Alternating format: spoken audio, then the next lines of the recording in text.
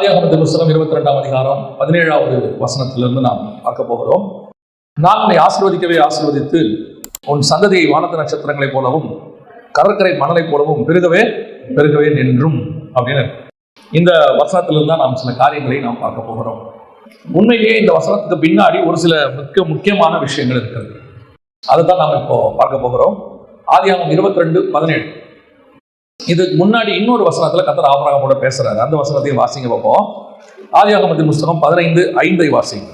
அவர் அவரை வெளியே அழைத்து, நீ வானத்தை அண்ணாந்து பார், நட்சத்திரங்களை எண்ண உன்னாலே கூடுமானால் அவைகளை எண்ணு என்று சொல்லி, பின்பு அவரை நோக்கி உன் சந்ததி இவ்வளவாய் இருக்கும் என்றார்.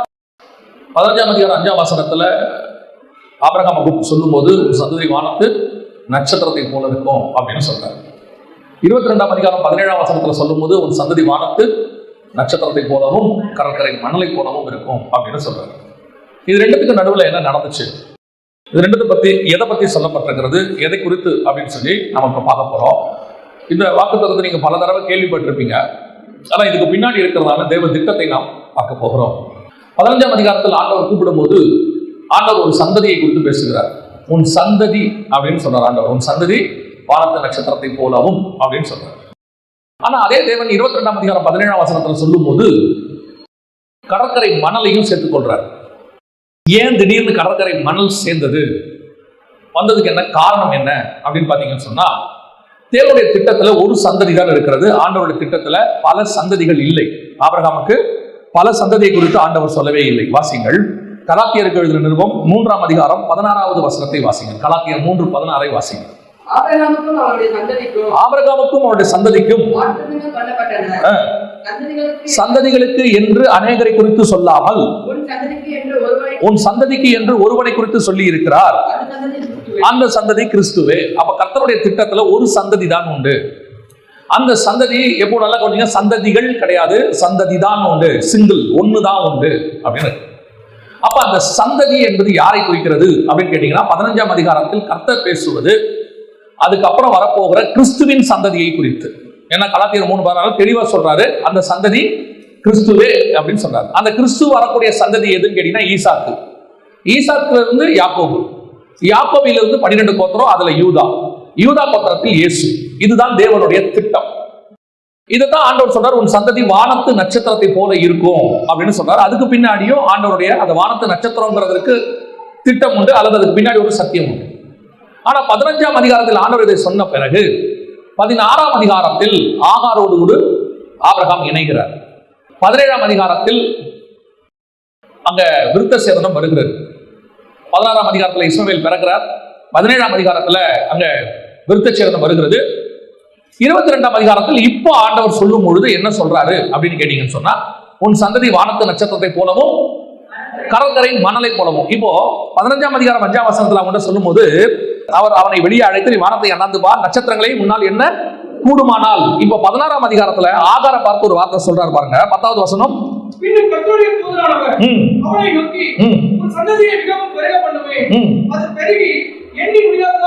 இதையும் எண்ண முடியாது, இதையும் எண்ண முடியாது. ஆபிரகாமுக்கு சொன்ன சந்ததியையும் எண்ண முடியாது. அங்கேயும் சொல்றாரு என்ன கூடுமானால் என்ன, இங்க சொல்றாரு எண்ணி முடியாததாய் இருக்கும் அப்படின்னு சொல்றாரு. இப்ப 2வது சந்ததி வருது.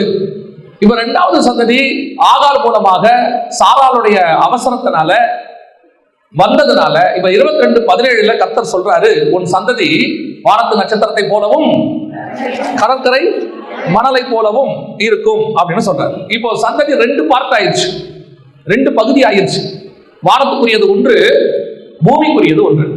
பெரும்பாலும் இந்த வேதத்துல கர்த்தர் கொடுக்கிற வரைக்கும் காத்திருக்காம அவசரப்பட்டு சுய முடிவெடுத்து சந்ததியை பெருகப்பட்ட நினைக்கிற அத்தனை பேருமே தப்பு செய்வாங்க. அத்தனை பேரும் தப்பு செய்வாங்க. அது வந்து சாராளாக இருக்கட்டும் அல்லது ராகேலாக இருக்கட்டும், எல்லாருமே ராங் டிசிஷன். கர்த்தர் உனக்கு ஒரு சந்ததியை தருவேன் என்று சொன்னால் தருவார், கன்ஃபார்மா தருவார். கர்த்தர் ஒரு ஆசீர்வாதத்தை வாக்குத்தத்தம் பண்ணிட்டார்னா அந்த வாக்குத்தத்தத்துக்கு ஒரு நேரத்தையும் பிக்ஸ் பண்ணி வச்சிருப்பார். அந்த நேரம் வரும்போது அந்த வாக்குத்தத்தம் தானாய் நிறைவேறும். எதுக்காக ஆண்டவர் அந்த டைம் பிக்ஸ் பண்றாருன்னா, அந்த வாக்குத்தத்தத்தை நீங்கள் சுதந்திரிக்கிற காலம் வரும்போது எல்லா விதத்திலும் அது மெச்சூர்ட் ஆகியிருக்கும். எல்லா விதத்திலும் பாருங்க, ஈசாக்கு வரும்போது ஆபிரகாமுடைய சரீரம் செத்ததாய் இருந்தது, சாராளுடைய கர்ப்பம் செத்ததாய் இருந்தது, எல்லாம் போச்சு. இப்பதான் வசனம் சொல்லுது வாக்கு தத்தத்தின் பிள்ளை பிறக்கும். அது சரீரம் ஜீவனோடு இருக்கிற வரைக்கும் அது ஜீவனுள்ள பிள்ளை, சரீரத்தின் பிள்ளை. வாக்கு தத்தத்தின் பிள்ளை பிறக்கணும்னா மாம்சம் சாகணும். அதே மாதிரிதான் உங்களுக்கு வாக்கு தத்தத்தை கர்த்தர் கொடுத்திருக்கிறாருன்னா அது நிறைவேறுகிற வரைக்கும் எதுக்கு கர்த்தர் வெயிட் பண்றாருன்னா உங்க மாம்சம் சாவதற்காக வெயிட் பண்றாரு. நான் சரீர பிரகாரமான மாம்சத்தை சொல்லவில்லை, ஆவிக்குரிய மாம்சம் உள்ளுக்குள்ள இருக்கிறது. சிலது உங்களுக்குள்ள எனக்குள்ளேயும் சாக வேண்டி இருக்கும். அந்த மாம்சம் சாகாத வரைக்கும் நமக்கு கொடுத்த வாக்கு தத்தம் நடக்காது. நாம நினைச்சுக்கிட்டு இருப்போம் கர்த்தர் சொன்னாரு, கர்த்தர் சொன்னாரு, கர்த்தர் சொன்னாரு, ஏன் நடக்கல? ஆண்டவர் வாக்கு பண்ணாரு. அப்ப வசனம் சொல்லுது உன் மாம்சம் சாகிற வரைக்கும் நான் வெயிட் பண்றேன். ஏன்னா நான் கொடுத்தது வாக்கு தத்தத்தின் பிள்ளை. நான் கொடுத்த வாக்கு தத்தம் நிறைவேற வேண்டுமானால் உன் மாம்சம் சாகணும். உன் மாம்சம் சாகாம என் வாக்கு தத்தம் நிறைவேறாது. என் வாக்கு தத்தம் நிறைவேறணும்னா உன் மாம்சம் சாகணும். அவ்வளவுதான் விஷயமே. இது வரைக்கும் பல நேரத்துல கர்த்தர் நமக்கு அப்படி வாக்கு பண்ணி பல நேரங்களில் ஏன் நடக்கல அப்படிங்கறத கொஞ்சம் ஆராய்ஞ்சு பாருங்க. அப்போ உங்களுக்கு தெரியும் ஏதோ ஒரு மாம்சம் கிரியை நடந்துகிட்டே இருக்குது. அவர் அழைத்த அழைப்பும் கிருபாவரங்களும் மாறாதவைகள், அதெல்லாம் ஒரு மாற்றம் இல்லை. ஆனா நிறைவேறுகிற காலம் எது வரைக்கும் கேட்டீங்கன்னா நம்ம மாம்சம் சாகிற வரைக்கும், அதற்கு பிறகு அது நடக்கும். இப்போ சாராள் அவசரப்பட்டதனுடைய விளைவாக இப்ப என்ன நடந்துச்சு? இன்னொரு சந்ததி வந்துருச்சு. இன்னொரு சந்ததி வந்து கடற்கரை மணலை போலவும் அதுவும் எண்ணி முடியாததாக இருக்கும், இதுவும் எண்ணி முடியாததாக இருக்கும். ஆனா அது வானத்துல அண்ணாந்து பார்க்கறதா இருக்கும், இது கீழே குனிஞ்சு பார்க்கறதா இருக்கும். அது வானத்துக்குரியதா இருக்கும், இது பூமிக்குரியதா இருக்கும். ஆசீர்வாதத்திலையும் ரெண்டு இருக்குது, வானத்துக்குரியது இருக்குது, பூமிக்குரியது இருக்கிறது. இப்ப இந்த மாதிரி ஒரு சந்ததி உள்ளே வந்து விட்டது. இப்ப கர்த்தர் என்ன சொல்றாருன்னு கேட்டீங்கன்னா இந்த ரெண்டையும் நம்ம பொதுவா ஆகார வந்து தள்ளி விட்டுருவோம் இல்லையா? ஆகார் வந்து நம்மளை பொறுத்த வரைக்கும் வேண்டாதவங்க, சாராள் தான் நமக்கு வேண்டப்பட்டவங்க. ஆனா பைபிள் ஃபுல்லா பாத்தீங்கன்னா ஆகாருக்கும் அவர் சந்ததிக்கும் கர்த்தர் ஏதோ ஒண்ணு செஞ்சுக்கிட்டே இருப்பார், விட்டு கொடுக்கவே மாட்டார். இது எதனால எப்படிப்பட்டது அப்படின்னு சொல்லி நீங்க புரிஞ்சுக்கணும்னா இன்னொரு இடத்த நீங்க போய் அதை வாசிக்கணும். வாசிங்க கலாத்தியர்கள் நிருபம் 4ஆம் அதிகாரம் 24வது வசனத்திலிருந்து வாசிங்க. இவைகள் ஞானார்த்தம் உள்ளவைகள், அந்த ஸ்திரீகள் 2 ஏற்பாடுகளாம். ஒன்று சீனாய் மலையில் உண்டான ஏற்பாடு, அது அடிமைத்தனத்திற்குள்ளான பிள்ளை பெறுகிறது, அது ஆகார் என்பவள் தானே. ஆகார் என்பது அரபு தேசத்தில் உள்ள சீனாய் மலை. இதுதான் ரொம்ப முக்கியம். அந்த ஆகார் இப்பொழுது இருக்கிற எருசலேமுக்கு சரி. அப்படின்னா என்ன சொல்ல வராருன்னு கேட்டீங்கன்னா ஆகாரும் இஸ்மவேலும், ஆகார் என்பது ஒரு சபை, சீனாய் மலையில் உண்டான சபை, நியாயப்பிரமாண சபை. அதனுடைய பிள்ளை என்பது இஸ்ரவேலர்களுக்கு அடையாளமா சொல்றார், எருசலேமுக்கு சரி. பொதுவா நாம என்ன செய்வோம்? ஈசாக்கையும் இஸ்மவேலையும் ஆப்போசிட்டா வச்சு பார்ப்போம். ஆனா பவுல் இங்க எழுதும் போது ஆப்போசிட்டா எழுதுறாரு. என்ன எழுதுறாரு? ஆகார் என்பது இப்போது இருக்கிற நியாயப்பிரமாணத்துக்கு சரி. நியாயப்பிரமாணம் என்பது இஸ்மவேலருக்கும் பொருந்தும், இஸ்ரவேலருக்கும் பொருந்தும். இஸ்ரவேலருக்கு என்ன உண்டு? நியாயப்பிரமாணம் உண்டு.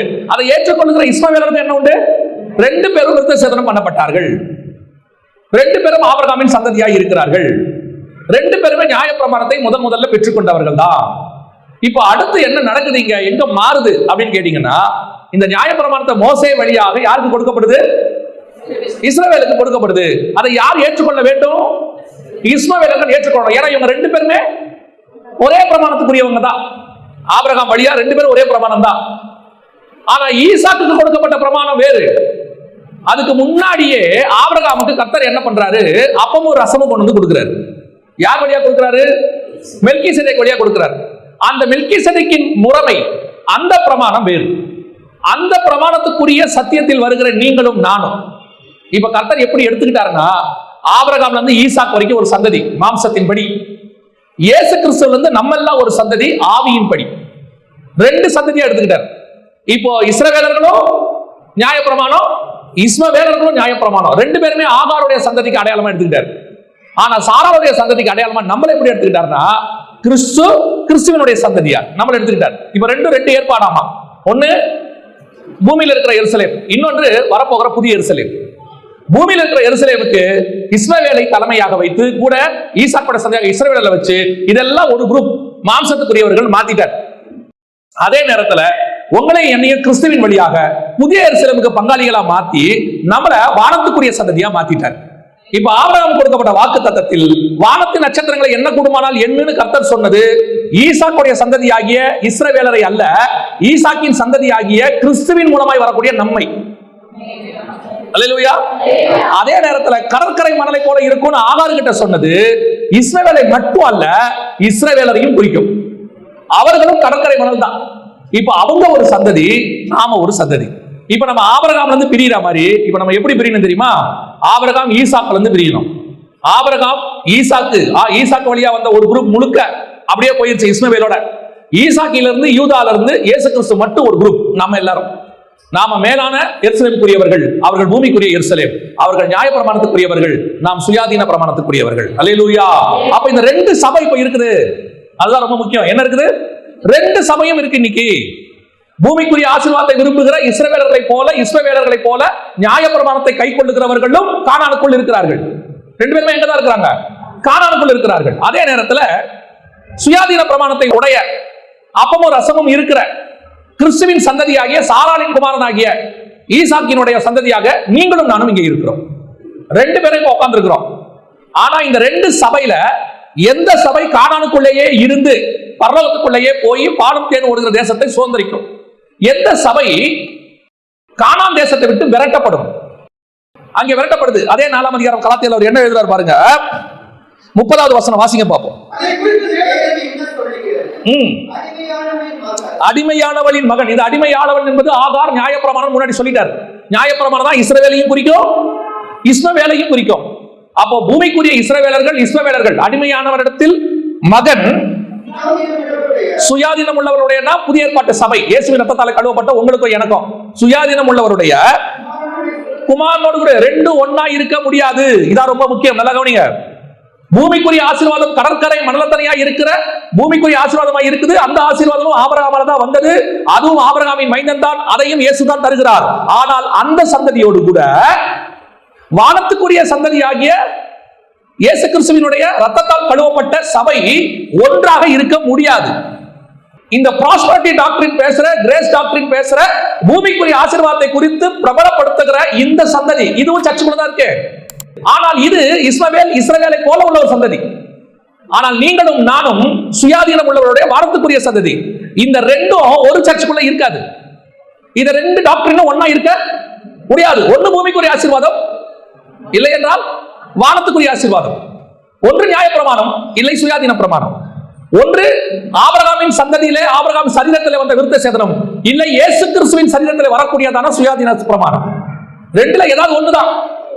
நிறைய பேர் நினைச்சுக்கிறாங்க கர்த்தர் தான் அவங்களை ஆசீர்வதிக்கிறாரு, அப்போ ப்ராஸ்பரிட்டி டாக்டரின் கரெக்ட் தானே, பூமிக்குரியதுல வாழ்றதுல என்ன தப்பு இருக்குது, அதை கேட்டு வாங்கலாம் தானே. இன்னொன்னு இருக்குது. அதை என்ன சொல்ல தெரியுமா? நான் பிள்ளை பெறாத மலடி, நான் ஒண்ணும் இல்லாதவ, எனக்கு ஒண்ணுமே இல்லை, என் சரீரம் செத்து போச்சு.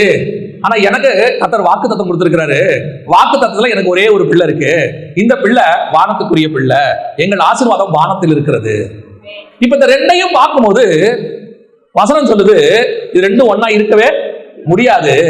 எதை தள்ளணும் தெரியுமா வெளியே? அந்த வசனம் தொடர்ந்து வாசிங்க. அதை குறித்து வேதம் என்ன சொல்லுகிறது? அடிமையானவனின் மகன் உள்ளவருடைய குமாரனுடைய சொந்தமாளியாய் இருப்பதில்லை. ஆகையால் அடிமையானவளையும் அவருடைய மகனையும் புறம்பே தள்ளு. சுயாதீன சபையே கர்த்தருடைய ரத்தத்தால் மீட்கப்பட்ட சபை. நியாயப்பிரமாணம் மனுஷனுடைய ரத்தத்தால் வந்தது. ஆபிரகாமும் இஸ்மவேலும் ஒரே நாளில் விருத்தசேதனம் பண்ணப்பட்டார்கள். மாம்சத்தில் அவர்கள் ரத்தத்தால் வந்த சபைக்கும் கிறிஸ்துவின் ரத்தத்தால் சம்பாதிக்கப்பட்ட சபைக்கும் ஒரே பிரமாணம் இருக்க முடியாது. வானத்துக்குரிய ஆசீர்வாதமும் பூமிக்குரிய ஆசீர்வாதமும் ஒரே பிரமாணத்துக்குள் வராது. ஒரே தகப்பனால் வந்த பிரமாணம், ஆனால் ஒரே பிரமாணம் இல்லை. பூமிக்குரிய டாக்டரின் வேறு, ஹெவன்லி டாக்டரின் வேறு. இப்ப பைபிள்ல ஆண்டவர் தெளிவா சொல்றாரு, அதை புறம்பே தள்ளு. புறம்பே தள்ளாதான் உன் மகன் சுதந்திரவாளியாய் மாற முடியும். ரெண்டையும் உள்ள வச்சுக்கிட்டு சபை பரலோகத்திற்கு போக முடியாது, போக விடாது. அதான் வசனம் சொல்லுது, ரெண்டு நினைவுகளால் குந்தி குந்தி நடக்க முடியாது. கர்த்தர் தெய்வமானால் கர்த்தரிடத்தில் வாங்கள், பாகால் தெய்வமானால் பாகாலிடத்தில் வாங்கள். ஒன்று மாம்சம், இல்லை என்றால் ஆவி. ஒன்று பூமி, இல்லை என்றால் வானம். ஒன்று கடற்கரை மணல், இல்லை என்றால் வானத்து நட்சத்திரம். ரெண்டு ஒண்ணா இருக்கவே முடியாது. இல்ல ஆண்டவர் எடுத்து சேர்த்து சொன்னாரு, இந்த ரெண்டு சந்ததி இருக்கு, பூமிக்குரியதா இருக்கு, ஒண்ணு வானத்துக்குரியதா இருக்கு. ஆனா ரெண்டு ஒண்ணா இருக்க முடியாது. ஒண்ணு நீ விரட்டிரு, இஸ்மவேலையும் அடிமையானவளையும் புறம்பே தள்ளு. தள்ளாம உங்களுடைய பிரமாணம் உங்களுக்கு வாக்குத்தத்தம் நிறைவேறாது, சுதந்திரவாளியாய் மாற முடியாது. அதுதான் பைபிள் தெளிவா சொல்லுது. இன்னைக்கு சுயாதீனம் உள்ளவளும் அடிமையானவளும் ஒன்னா இருக்கிறாங்க. இப்ப ஆண்டவர் சொல்றாரு, சாரால் என்ன சொல்லுகிறாரோ அதன்படி செய். என்ன செய்யணும்? புறம்பே தள்ளு. கர்த்தர் சொன்னாரா நீ புறம்பே சொல்றது தப்புனாரா? சாராளை பார்த்து சாரால் செய்தது சரி. ஏன் தெரியுமா? சுதந்திரவாளியோடு கூட அடிமையானவன் இருக்க முடியாது. ஆவிக்கும் மாம்சத்துக்கும் சம்பந்தம் எது? இருளுக்கும் ஒளிக்கும் சம்பந்தம் எது? விசுவாசிக்கும் அவிசுவாசிக்கும் சம்பந்தம் எது? வானத்துக்குரிய ஆசீர்வாதத்துக்கும் பூமிக்குரிய ஆசீர்வாதத்துக்கும் சம்பந்தம் எது? அவ்வளவுதான். அப்ப இந்த பூமிக்குரிய ஆசீர்வாதமே இல்லையா? பூமிக்குரியது தேவை, ஆசீர்வாதம் இல்லை. பூமிக்குரியது என்னது? தேவை. அதை நம்ம என்னவா சொல்லிக்கிறோம்? ஆக்சிஜன் இருக்கே, ஆக்சிஜன். இதை என்னைக்காவது நீங்க ஆசீர்வாதம் சொல்லிருக்கீங்களா? கர்த்தர் தான் கொடுத்தாரு. ஆனா ரத்தமும் மாம்சமும் பரலோக ராஜ்யத்தை கொடுத்தது யாரு? பூமிக்கு அது தேவையா இல்லையா? தேவை. தேவை வேறு, ஆசீர்வாதம் வேறு. அப்ப அது என்ன கிடையாது? ஆசீர்வாதம் இல்ல, நீட், தேவை. எனக்கு அது ஒரு தேவை. அந்த தேவையை பரலோகம் கொடுக்குது. ஆசீர்வாதம் எது தெரியுமா? வேதனை இல்லாமல் எனக்கு ஒன்று நியமித்து வைத்திருக்கிறார், அதை நான் சுதந்திரத்துக் கொள்வேன், அது ஒரு நாளும் என்னை விட்டு நீங்காது. அதுதான் எனக்கு ஆசீர்வாதம். இன்னைக்கு எது ஆசீர்வாதம் தெரியல. இப்ப இவங்க எந்த ஆசீர்வாதத்தை எடுத்துக்கிட்டாங்க? ஆகாருக்கு சொன்னார் இல்ல, உன் பிள்ளையை நான் ஆசீர்வதிப்பேன். ஆகாரத்தை கூட சொல்ல மாட்டாரு, அதான் ரொம்ப முக்கியம். அவன் துஷ்ட மனுஷனா இருப்பான். 16ஆம் அதிகாரத்துல இருக்குது. அந்த இடத்துல நியாயப்பிரமாணம் வரும்போது அந்த சந்ததிக்கு கர்த்தர் ஆசீர்வதிப்புங்கிற வேர்டை என்ன செய்யல, யூஸ் பண்ணவே இல்லை. அவன் துஷ்ட மனுஷனா இருப்பான், எல்லாருடைய கை எல்லாருக்கும் விரோதமா இருக்கும், எல்லாரும் அவனுக்கு விரோதமாய் குடியிருப்பார்கள், எல்லாம் சொல்லிட்டாரு. இப்போ ஆபிரகாம் தான் போய் கேட்கிறாரு. என்ன கேட்கிறாரு? ஆண்டவரே, இஸ்மவேல் உமக்கு முன்பாக பிழைப்பானாக அப்படின்னு கேட்கிறாரு. ஆதியாகமம் 17:20. இஸ்மவேலுக்காகவும் நீ செய்த விண்ணப்பத்தை கேட்டேன், நான் அவனை ஆசீர்வதித்தேன். இதுவரைக்கும் இஸ்மவேல் ஆசீர்வதிப்புங்கிற வேர்டை கர்த்தர் என்ன பண்ணல, யூஸ் பண்ணவே இல்லை. அதுக்கு முந்தின வசனம் வாசிங்க. இஸ்மவேல் உமக்கு முன்பாக பிழைப்பானாக. இந்த விண்ணப்பத்துக்கு 20வது வசனத்துல பதில் கொடுக்கிறாரு. இஸ்மவேலுக்காகவும் நீ செய்த விண்ணப்பத்தை கேட்டேன், நான் அவனை.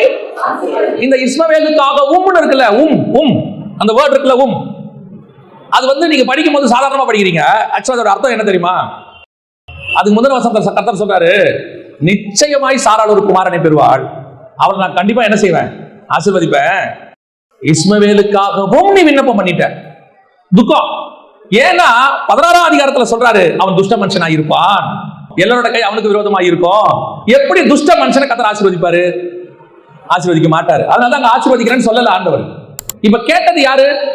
ஆபிரகாம் கேட்டார். ஆபிரகாம் போய், ஆண்டவரே, இஸ்மவேலுக்காகவும் இஸ்மவேலையும் ஆசீர்வதிச்சிருங்கப்பா.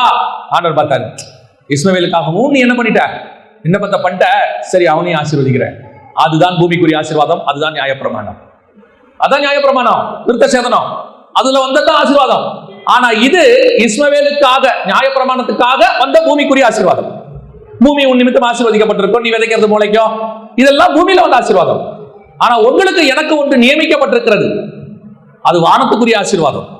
அந்த ஆசீர்வாதமும் இப்ப என்ன சொல்ல வரோம், திருப்பி நம்ம தெரிஞ்சுக்க வேண்டிய விஷயம் என்ன, அந்த ஆசீர்வாதமும் ஆகாருக்குரிய ஆசீர்வாதமும் ஒன்னா இருக்க முடியாது.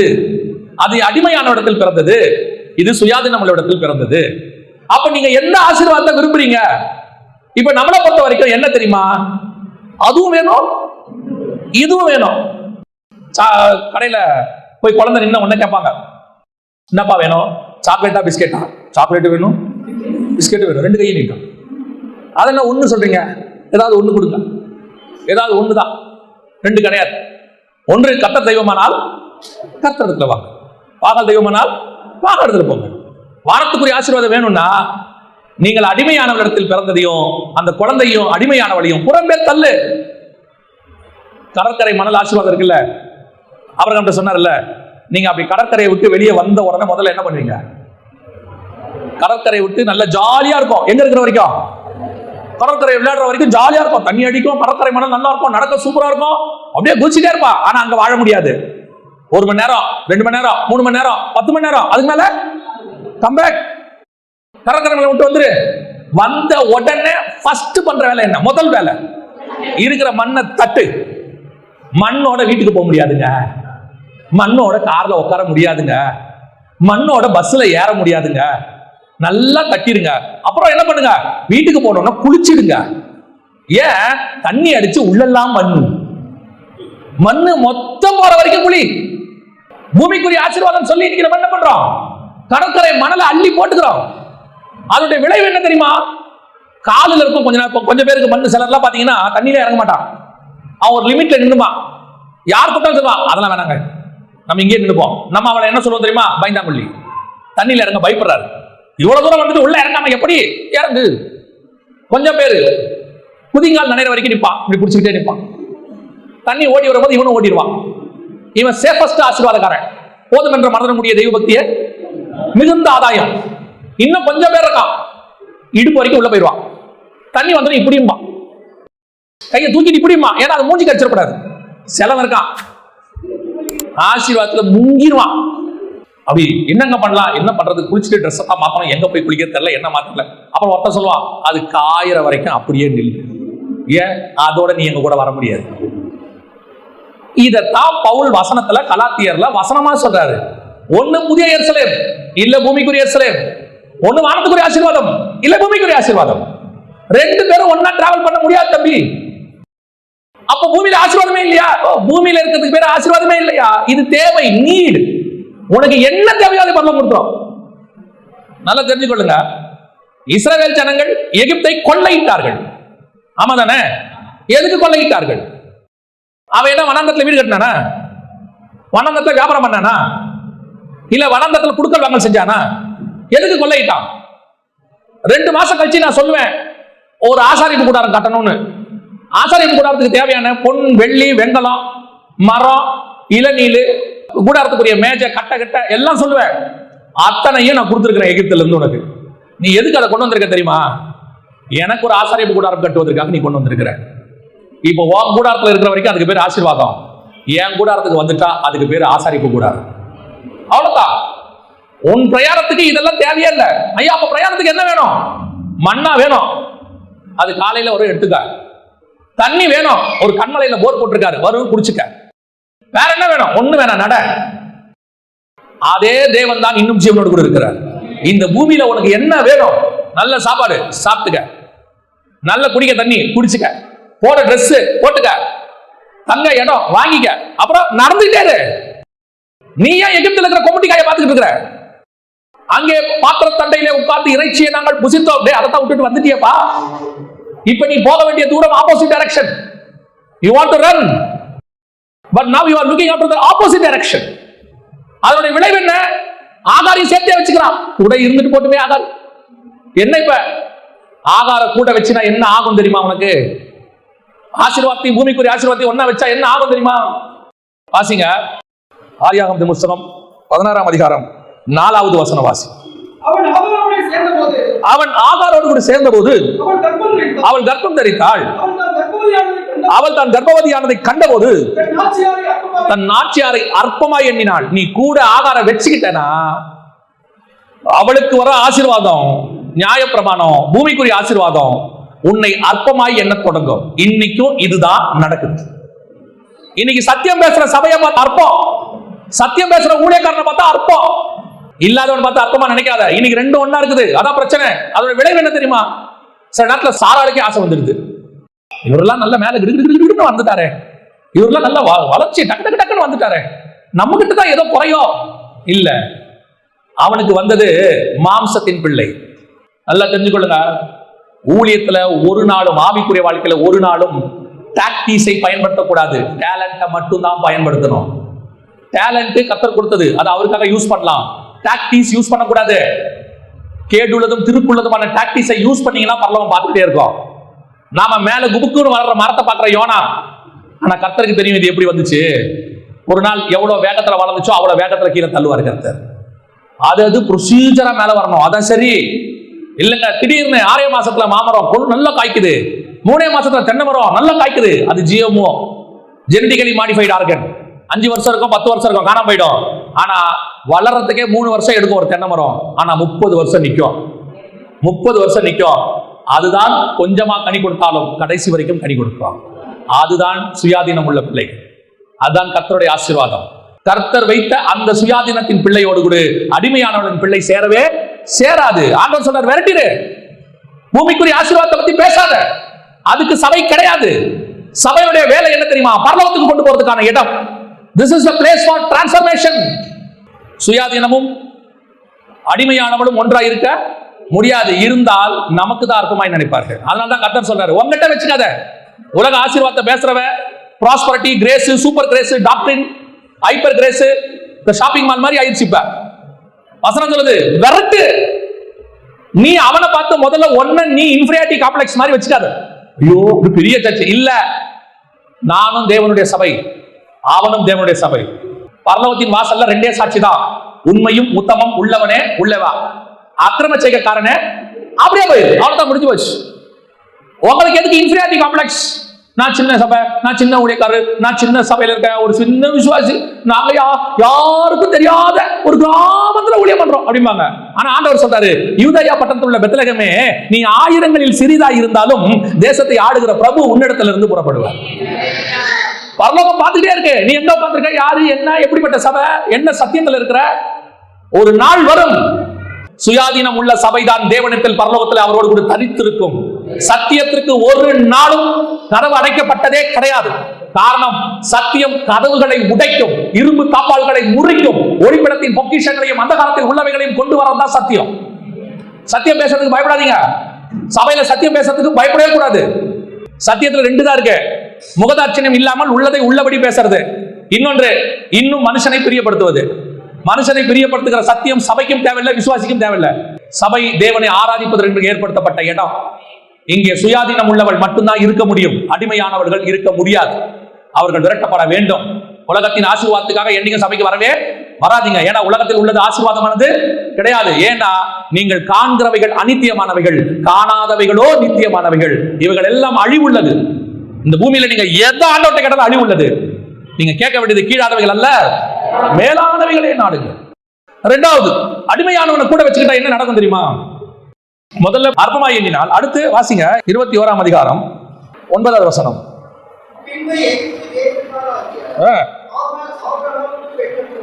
ஆகாருக்கு பெற்ற குமாரன் பரியாசம் பண்ணுகிறதை சாராள் கண்டு ஆபிரகாமை நோக்கி, இந்த அடிமை பெண்ணையும் அவள் மகனையும் புறம்பே தள்ளும்.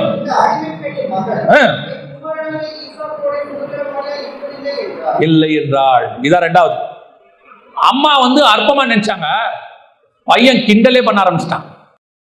இவன் எப்படிப்பட்டவன்? ஆகாருடைய சபை, நியாயப்பிரமாண சபை, உலக சபை, உலகத்தின் ஆசீர்வாதத்துக்கு இருக்க சபை எப்படிப்பட்ட சபை தெரியுமா? மற்றவங்களை அற்பமா நினைக்கும் ஒண்ணு, இன்னொன்னு பரியாசம். பரியாசம் பண்றது.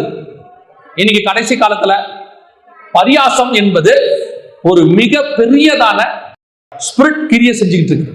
குறிப்பா இந்த பரியாசம் பண்றவங்க பல நேரத்தில் என்ன செய்யறாங்கன்னு கேட்டீங்கன்னா, இந்த வசதியில குறைவா இருக்கிற சபையோ, அல்லது எண்ணிக்கையில குறைவா இருக்கிற சபையோ, அல்லது கொஞ்சம் உலக பிரகாரமாக அவங்களுடைய பார்வையில கொஞ்சம் பொருளாதாரத்துல வீக்கா இருக்கிற ஊழியக்காரனையோ அவங்கள அற்பமா நினைச்சு அவங்கள பரியாசம் பண்றது. அடுத்த ஸ்டேஜ் என்னது? அற்பமா நினைச்ச பிறகு அடுத்து என்ன வரும்? பரியாசம் வந்துடும். இன்னைக்கு கடைசி காலத்துல நல்ல சத்தியம் பேசுற, சத்தியத்துல நடத்துற சபைக்கும் ஊழியக்காரனுக்கும் கிடைக்கிற பிரதிபலன் என்னன்னா பரியாசம் தான் கிடைக்கும். அதான் கிடைக்கும்.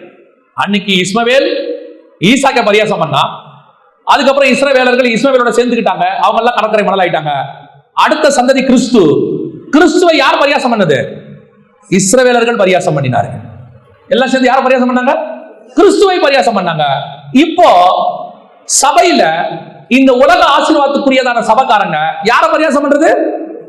நல்ல கிறிஸ்துவின் சந்ததி இருக்குதுல்ல, கிறிஸ்துவின் சந்ததி. இந்த பூமிக்குரிய ஆசீர்வாதம் இல்ல, நாங்க சிலுவை சுமக்க போறோம், நித்திய ஜீவனை சுதந்திரிக்க போறோம், நாங்க பரலோகத்துக்கு போக போறோம்னு பேசுற சபையை பார்த்தா என்ன வந்துருது? பரியாசம்.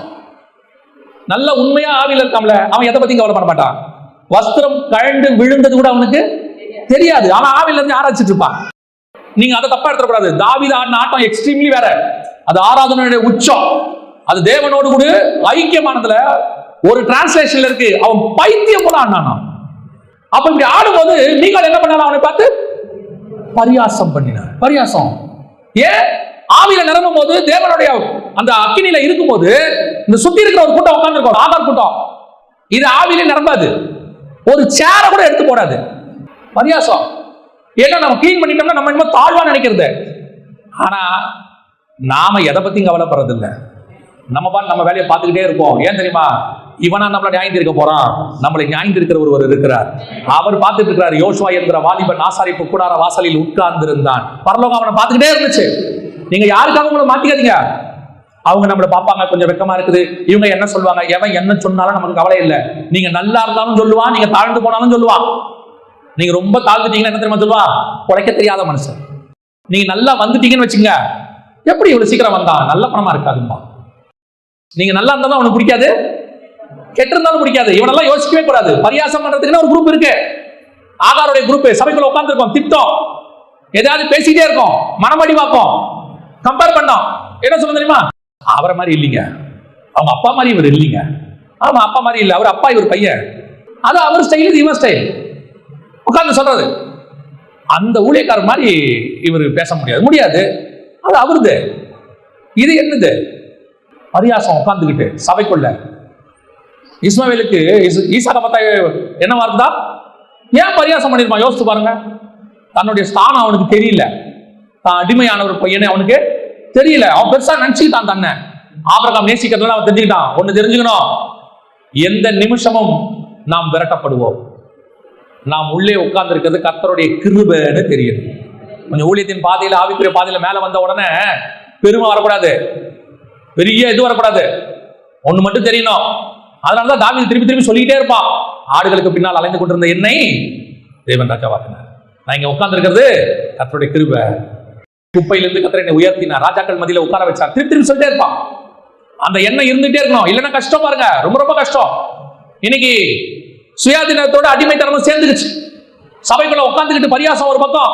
ஆவிக்குரியவனே சொல்றேன், அவன் போக மாட்டான், இவன் போக மாட்டான், அவன் உருப்பட மாட்டான், இவன் உருப்பட மாட்டான், அந்த சர்ச்சு போவாது, இந்த சர்ச்சு போவாது.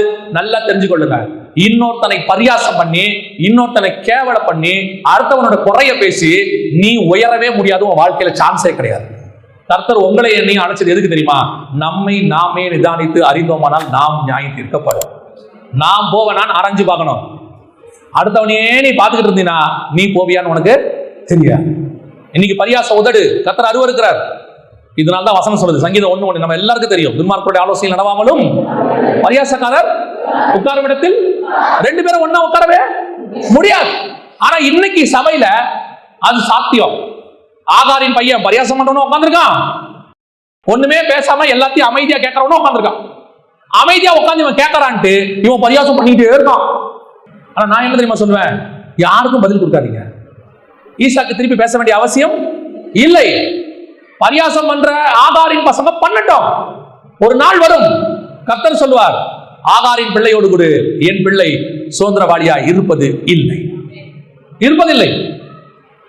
நிறைய பேசி சாதிச்சவங்களை விட பேசாம சாதிச்சவங்க தான் அதிகம். அது மட்டும் மனசுல வச்சுக்கோங்க. ஈசாக்க போய் பாருங்க, 27ஆம் அதிகாரம், 26ஆம் அதிகாரம், 27 2 அதிகாரத்திலையும் போய் பாருங்க.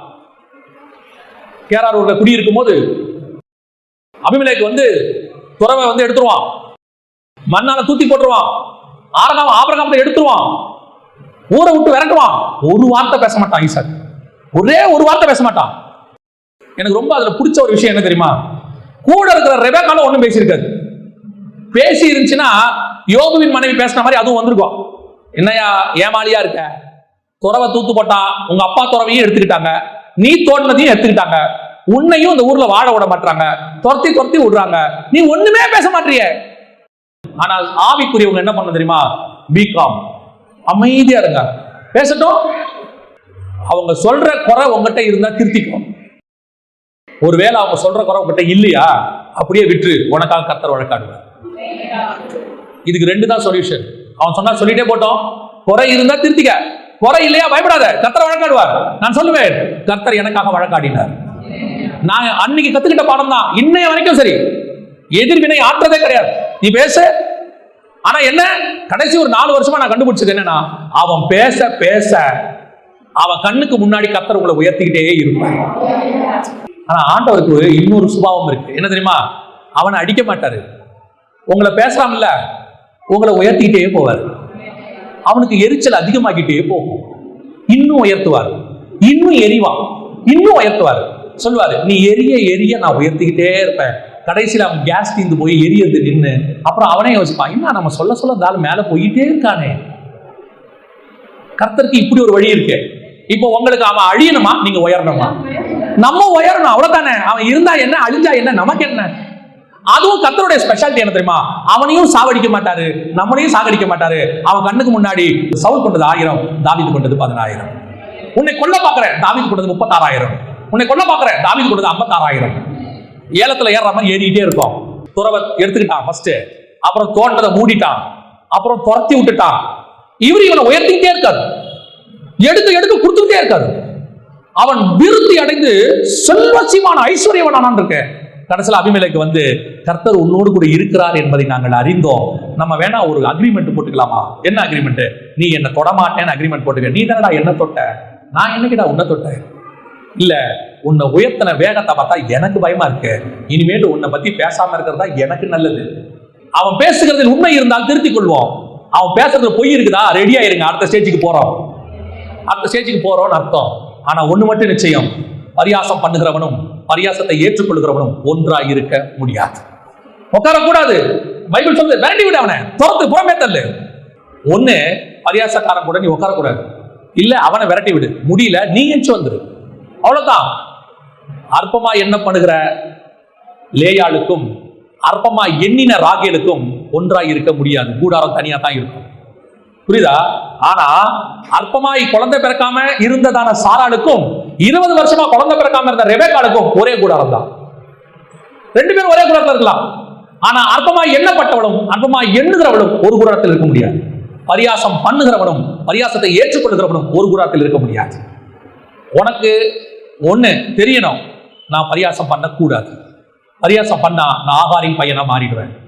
ஒருவேளை என்ன பரியாசம் பண்றாங்களா, பண்ணிட்டு போட்டோம், பண்ணுங்க, என்ன பண்ணுவீங்க சொல்லி போட்டோம்.